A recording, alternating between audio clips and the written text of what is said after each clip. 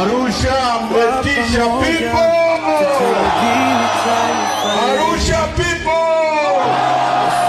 Hakuna. Arusha, asanteni sana. Tumefurahi kukutana na nyie. Na mnatutia nguvu. Mnatupa nguvu ya kuendelea na mapambano. Tunapita katikati ya bonde la uvuli wa mauti, lakini tukiwa na nyie tuko imara.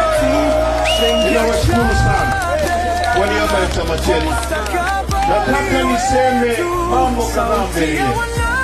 Jambo la kwanza, tuko kwenye operation kubwa ya chama. Operation ya no reforms, no election.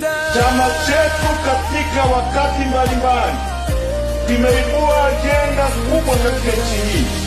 Ajenda ya kwanza iliyoungwa mkono sana na wananchi ni ajenda ya wizi wa mali za umma, ajenda ya ufisadi iliyoasisiwa na Dr. Slaa na Tundu Lissu pale Mwembe Yanga. Ajenda ya pili ilikuwa ni ajenda ya utetezi wa rasilimali za nchi yetu, wizi wa madini na usafirishaji wa mali ikiwemo wanyama hai na kuacha Watanzania wakiwa maskini. Niungwa mkono sana na nyie Watanzania. Ajenda ya tatu ni katiba mpya, na hizo ajenda ziliungwa mkono sana na zilisababisha mashambulizi makubwa dhidi ya chama chetu. Ajenda ya nne ambayo imeungwa mkono na taifa nzima ni ajenda ya Watanzania kutaka uchaguzi huru utakaowapa viongozi wanaotokana na kura zao. Ajenda ya no reform, no election. Na imesababisha serikali imechanganyikiwa, imechizi. Serikali inatumia kila aina ya mbinu kujaribu kuiua Chadema.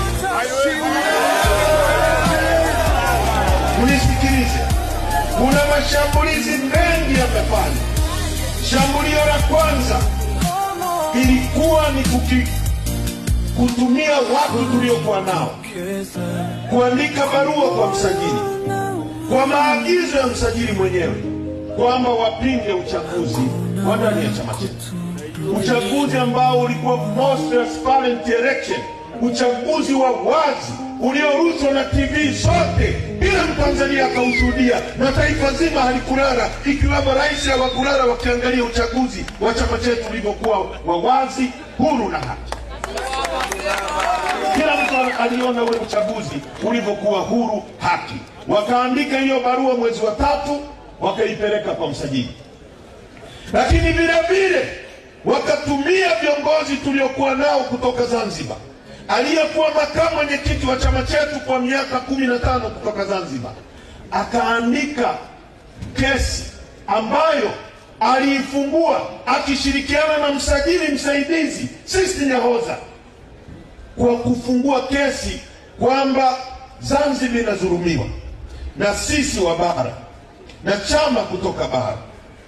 Basi tukasema kama kuna dhuluma, si maombi angekuwa sasa ni hizo mali zigawanywe kwa haki. Lakini badala ya kuomba maombi hizo mali zigawanywe kwa haki, akaomba maombi kwamba chama kizuiliwe kufanya kazi zake zote za kisiasa. Kwamba wewe unadai mali haigawanywi kwa haki, lakini unataka watu wa Ngarenaro wasikae kikao cha chama kujadili masuala ya chama. Watu wa Tarime wasikae kikao cha chama kujadili masuala ya chama. Hiyo inawaambieni nini?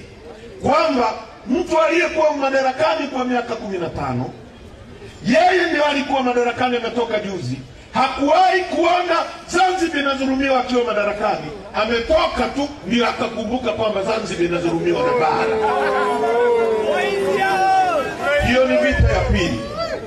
Vita ya tatu ikawa ni kumkamata mwenyekiti wetu tukiwa Mbinga.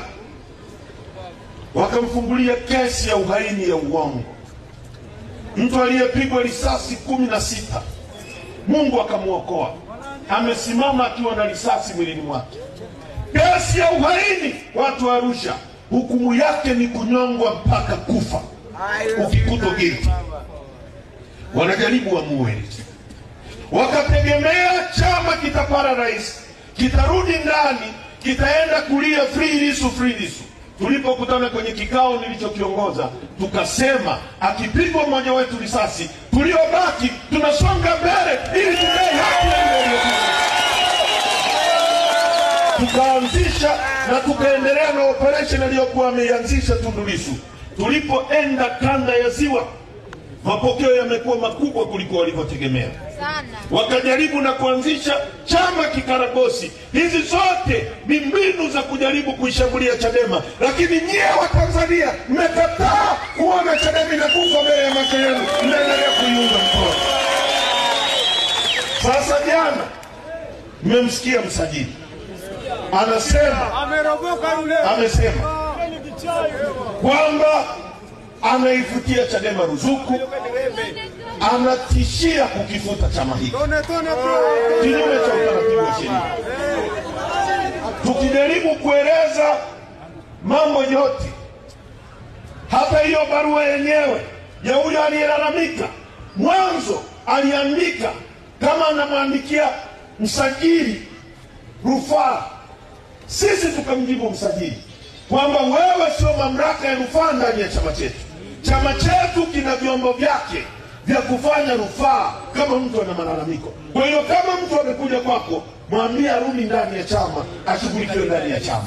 Msajili akamwambia toa hiyo barua, andika barua kama malalamiko. Kwa hiyo barua yenyewe imeandikwa na msajili, yeye ndio mshtaki, yeye ndio mlalamikaji, alafu yeye ndio jaji anayetaka kutoa hukumu dhidi ya chama chetu. Sasa ndugu zangu, maamuzi ya tuliotoa tarehe 23 na tarehe 24 ni maamuzi ya kamati kuu ya chama chetu. Hayakuwa maamuzi yangu binafsi. Chama chetu kilisema barua ya msajili ni batili kupitia kamati kuu ya chama chetu. Sasa na kimeendelea kutambua viongozi wetu wale tuliowateua kwenye baraza kuu la tarehe 22. Tunafanya nini baada ya hapo? Tumeitisha kamati kuu ya chama tarehe 3. Tutarudi kwenye kamati kuu kujadili barua ya msajili na tutatoa mwelekeo wa nchi ni wapi tunaelekea. Nataka nitumie nafasi hii kumwambia Rais Samia, kwa sababu najua ndio yuko nyuma ya hili jambo, kujaribu kuishambulia Chadema na ajenda yake. Rais Samia, ukijaribu kufunga mbinu za kidemokrasia za watu kudai haki yao, watu wanauawa, watu wanatekwa. Mimi nimeambiwa jana kwamba niangalie sana namba zangu zinahesabika.